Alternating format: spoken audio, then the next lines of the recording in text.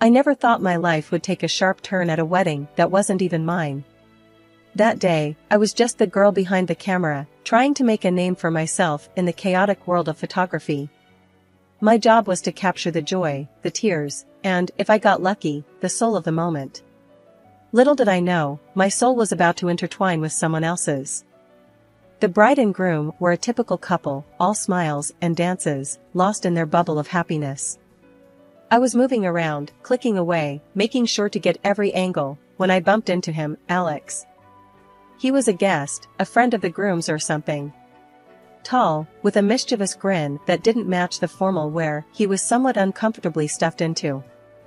"Whoa, careful there. Wouldn't want you ruining your camera before the cake cutting," he joked, steadying my arm. I rolled my eyes, not really in the mood for banter. "Thanks, I guess. I'll manage." He chuckled, not at all deterred. "Name's Alex. And you are?" "Does it matter?" "I'm just the photographer," I replied, focusing on adjusting my lens rather than his piercing gaze. "Just the photographer who captures moments that'll be treasured for a lifetime." "Sounds pretty important to me," he quipped, leaning in slightly, curious. I sighed, finally giving him a glance. "I'm Mia. And you're blocking my shot." Alex stepped aside, hands raised in surrender, but his smile never wavered. "My apologies, Mia. How about I make it up to you by not getting in your way again?"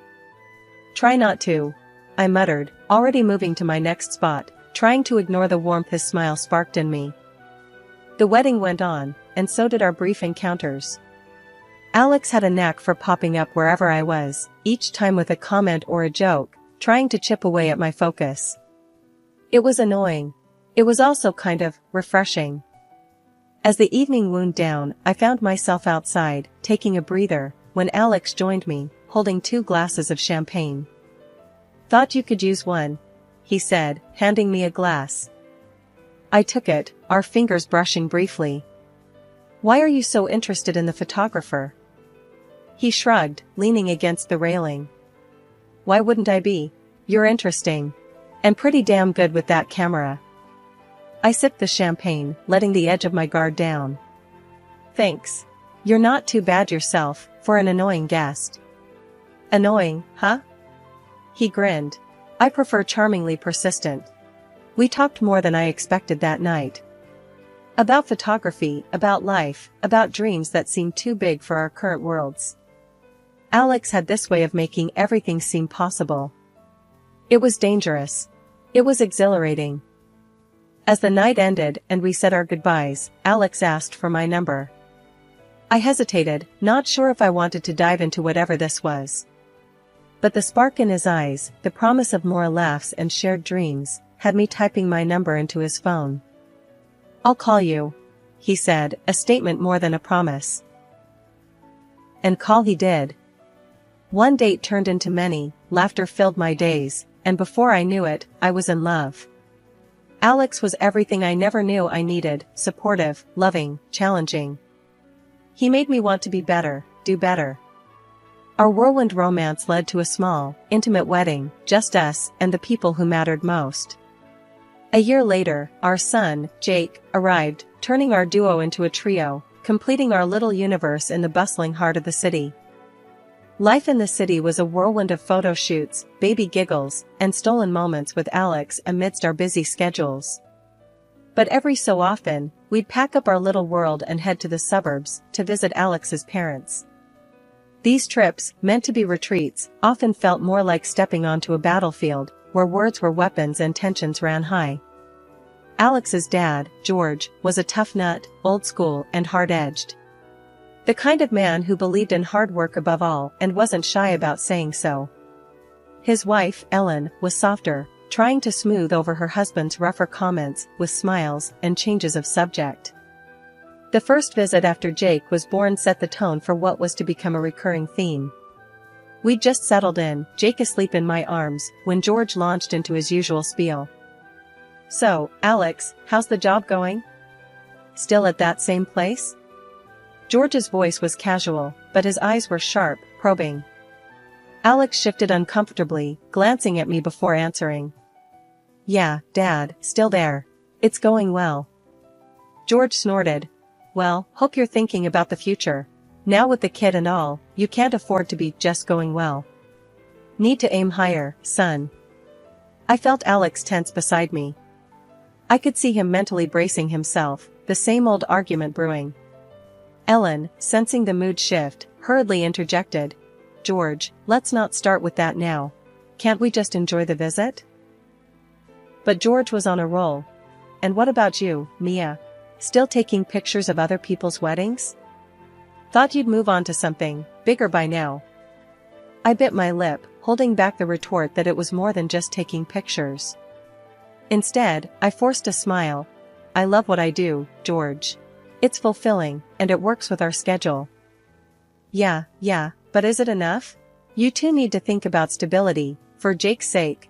George countered, his tone implying that our choices were anything but stable. It wasn't long before another visit rolled around. This time, George's health had taken a turn for the worse. The atmosphere was somber, Ellen worn out from worry, and George, though quieter, still managed to jab at Alex's career choices. Working hard or hardly working, son? George coughed out, a shadow of his usual confrontational self. Alex, looking weary, tried to keep the peace. Working hard, Dad. Always working hard. I watched the exchange, a lump forming in my throat.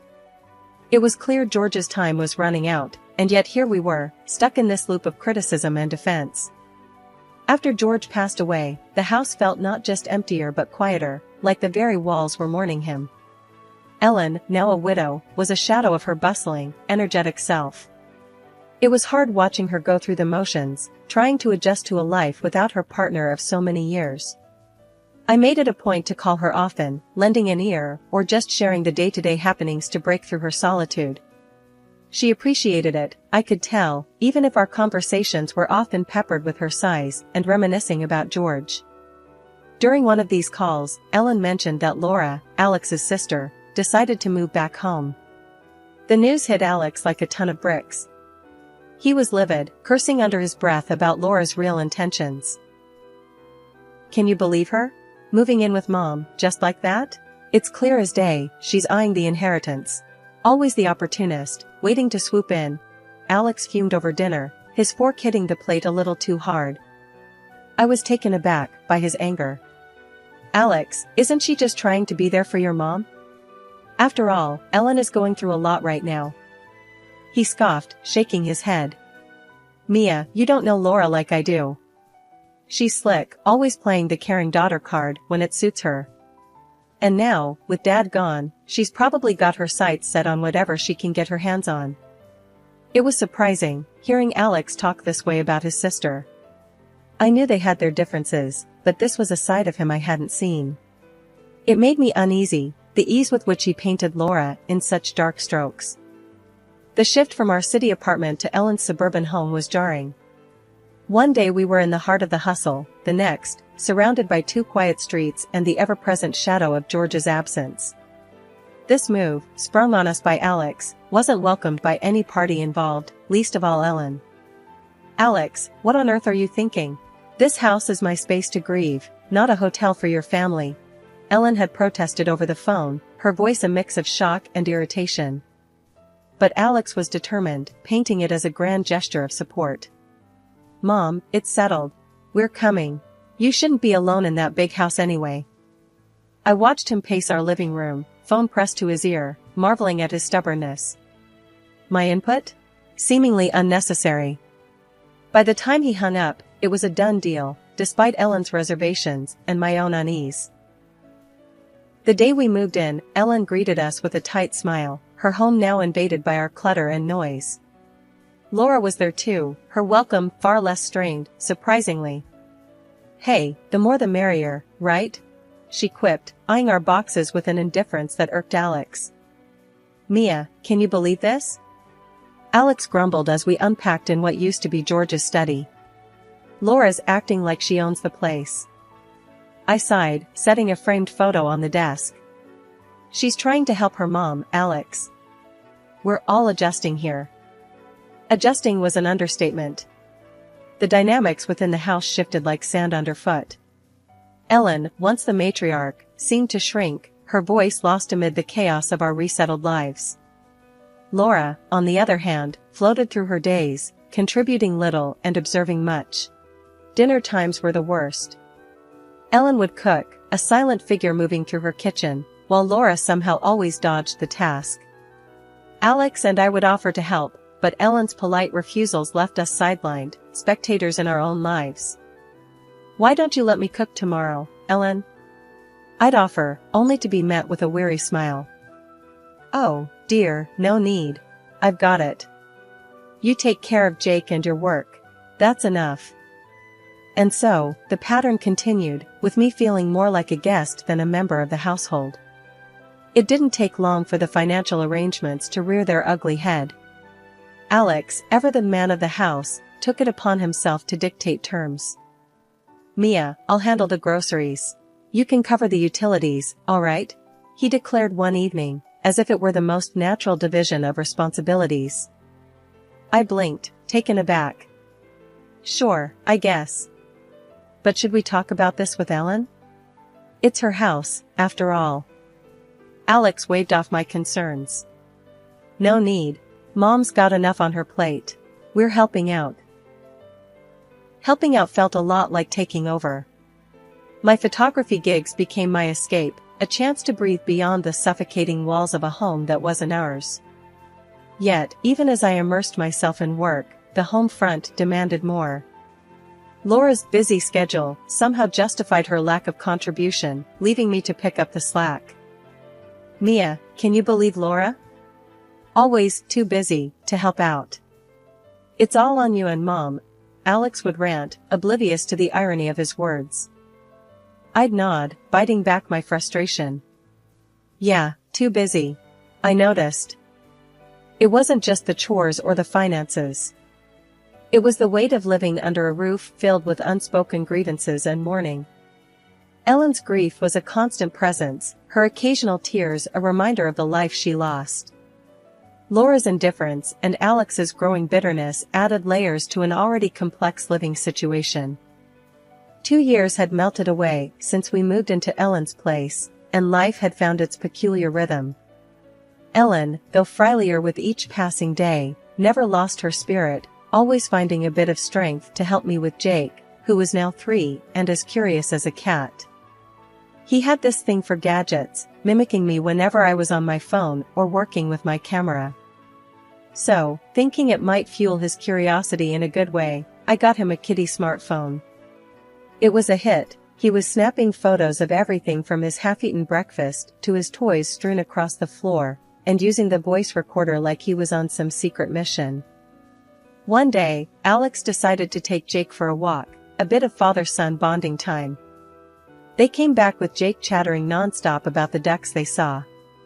As I was cleaning up, I spotted Jake's toy phone left on the couch, a little smudged. I picked it up, intending to give it a quick wipe, when my finger accidentally hit the play button on one of the voice recordings. What I heard next stopped me cold. It was Alex and Laura, their voices clear as day, talking in a way I'd never imagined. They weren't at each other's throats, as they'd have us believe. No, they were in cahoots, laying out plans that chilled me to the bone. Alex's voice cut through first. "We've got to be smarter about this, Laura. Mom's no fool, she's starting to ask questions." Laura's reply was sharp. "Chill, Alex. You worry too much. We just need to keep up the act a little longer." My heart raced. Act? What act? Alex was confessing to Laura about losing his job because he couldn't be bothered to show up, admitting he'd been mooching off me ever since. But what twisted the knife was their scheme against Ellen. Laura was ranting about Ellen's plans to move to a fancy nursing home, how they needed to stop her before she drained what they saw as their inheritance. Their plot was sinister, talking about declaring Ellen incompetent, all to grab her property. Or is it better to get rid of her physically altogether? The recording cut off abruptly, leaving a silence that roared in my ears. I sat there, the phone still in my hand, my mind racing. Betrayal wasn't a strong enough word for this. This was cold, calculated deceit, a stab in the back from the people I considered family. And yet, as furious and shaken as I was, I knew I couldn't confront Alex right away. No, I needed to play this smart, for Ellen's sake, for Jake's. I couldn't let on that I knew. So, I swallowed the storm inside me, and went about the evening as if nothing had changed. Dinner was a blur. I nodded and smiled robotically, watching Alex and Laura bicker over trivialities, a performance I now knew was just for show. I had to tell Ellen. She needed to know the depth of deceit circling around her. When I played the recording for Ellen, her reaction was a mix of resignation and sadness. I had my suspicions, dear. She sighed, but I never had the proof. And to think, I've been helping them out financially whenever they asked. Ellen's resolve firmed up as we talked. I've been considering moving into a nursing home, actually. I had the savings for it. But now, hearing this, we need to act, and fast, before they realize we're onto them. We called in a lawyer when Alex and Laura were out, ensuring our plans remained under wraps. Ellen was clear and direct, instructing the lawyer to change her will to exclude both Alex and Laura. The lawyer nodded, understanding the gravity of the situation. A few days later, during a family dinner that was tense at best, Ellen dropped her bombshell. "I've decided to give you the house," she announced, watching as Alex and Laura's faces lit up with greedy anticipation. But then, she added the condition about paying for their 2-year stay, to the tune of $186,000. The smug smiles vanished, replaced by shock and outrage. "You can't be serious. We're not paying for anything," Alex exploded, with Laura chiming in, echoing his disbelief. Ellen remained unfazed. "Then I'll see you in court for conspiring against me," she countered, her voice steady. Their protests died down when I played the damning recording from Jake's phone. The shift in their demeanor was immediate, from outrage to fear, then to turning on each other, trying to shift the blame. Ellen's disappointment was palpable. "I don't want you two around anymore," she declared, her decision final. It was then I laid the divorce papers in front of Alex. "I'm done supporting you. You've lied, not just on me, but on your own mother," I said, my voice firm, betraying none of the turmoil inside. Alex's attempts at excuses were pathetic, and Laura was no better, both of them realizing too late the game was up. "I can't be with someone who'd plot against his own mother," I continued. "We're leaving." The dust had barely settled from the explosion of truths, before I found myself packing up what felt like a lifetime's worth of memories into a few boxes. Jake, bless his heart, was too young to understand the storm swirling around us, his main concern being whether his toys were coming along. "Mommy, can Bear and Mr. Dino come too?" Jake asked, holding up his worn stuffed bear and the plastic dinosaur that had seen better days. "Of course, sweetie. They're part of the family," I reassured him, forcing a smile as I packed his treasures into a box marked Jake's stuff. The apartment we moved into was a stark contrast to Ellen's spacious house, but it was ours, a sanctuary from the chaos we'd left behind. The first few nights, the silence was deafening, a reminder of the void left by the absence of familial bickering and the undercurrent of deceit. A week later, Ellen, bless her heart, decided it was time to move to that fancy nursing home she'd been talking about. Said she needed a change of scenery, and honestly, who could blame her? I went over to help her pack up her things. It was the least I could do after all we'd been through together. Alex was there too, hovering around, trying to act like he wanted to make things right between us. As if a few sorry words could fix the heap of lies he buried us under. I couldn't even bring myself to look him straight in the eye without feeling a mix of anger and pity. Just gave him this look that said, "Save it," and kept on packing. The divorce wasn't easy, but then again, what divorce is? The judge ended up making Alex pay me $50,000, compensation for all the years he'd been living off me while playing Happy Families. Felt like a small win, but a win nonetheless. A few months down the line, Alex and Laura finally coughed up the $186,000 they owed Ellen for staying in her house, after taking out loans against it. Ellen didn't waste any time putting that money straight into her own account, making sure it was out of reach from those two. Watching Ellen settle into that nursing home, a place she could finally call her own without the constant drama, made me think about what's really important. "I just wish it hadn't come to this," she told me as we finished setting up her room. "Me too, Ellen. But we're here now, and we've got to make the best of it," I said, trying to stay strong for the both of us. Settling into our new life wasn't easy, but Jake and I were making the most of it. Our apartment might have been small, but it was ours, and that made all the difference. I started picking up more photography gigs, each click of the camera a step towards rebuilding our lives. One day, as I was sorting through photos from a recent shoot, Jake came up to me, his little face screwed up in concentration. "Mommy, when can we visit Grandma Ellen again? I miss her." "Soon, buddy," I replied, ruffling his hair.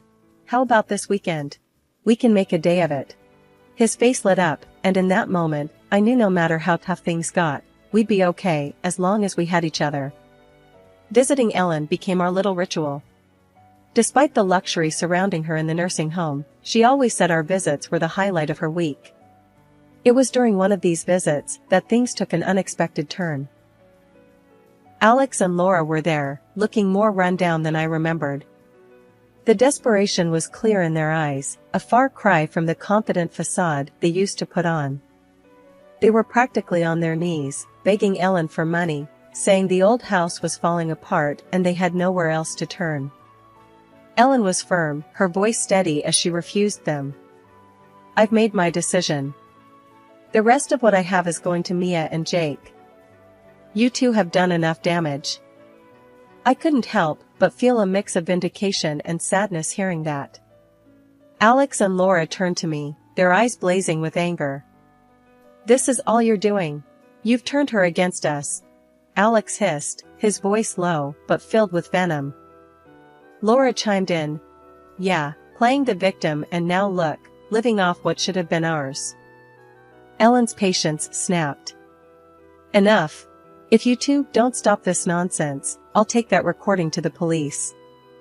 "Don't think I won't do it." The threat of the recording being handed to the authorities was enough to send them packing. Their exit was swift, leaving a heavy silence in their wake. Ellen turned to me, her gaze softening. "I'm sorry you had to witness that, Mia. But I've seen enough to know where my support is best placed." I was taken aback by her words, a lump forming in my throat. "Ellen, thank you. It means the world to us, but we don't want you to feel like you owe us anything." She shook her head. "I owe you more than you know. You and Jake, you're my family. And it's high time I looked out for my real family." As we left the nursing home that day, I couldn't shake off the mixture of emotions swirling inside me. Relief, gratitude, but also a renewed determination to build a better future for Jake, one not shadowed by the deceit and betrayal of the past. Me and Jake, we kept visiting Ellen in that fancy nursing home she moved into. It was nice, seeing her in a good place, away from all the drama. But then, one day, she dropped a bombshell on us during one of our visits. "The house, it's gone," Ellen said out of the blue, her voice shaking a bit. "The bank took it because of the debts Alex and Laura racked up." I could see the pain in her eyes, the disappointment. It was like she was questioning everything she ever did as a mother. "I can't believe it's come to this. After everything I tried to do for them." "Ellen, this ain't on you," I told her, trying to make her see reason. "You did everything a mother could. It's their choices that got them here, not yours." She looked at me, then at Jake, who was busy with a coloring book we'd brought along. "At least I've got Jake," she said after a moment, a small smile breaking through. "He's a blessing, Mia. You both are." It was hard, watching her grapple with the mess her children had left behind. But in those moments, I saw the strength in her, the resilience. She had faced her share of battles, but she wasn't letting this defeat her. As for Alex and Laura, they vanished, leaving a trail of debts and broken relationships in their wake. Ellen didn't even know where they'd ended up, and honestly, I didn't care to know either. They chose their path, and now they had to walk it, wherever it led. "Ellen, you've got us," I reminded her as we got ready to leave that day.